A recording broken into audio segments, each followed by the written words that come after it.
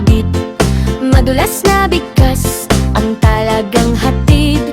Ito ay pangangkop, tulong ay pandikit. Mga pangangkop na DNG at ang na sa pagpapahayag, ito'y mahalaga. Ang batang mabait na dala ay isda, ang nakita niya'y isang ibong maya.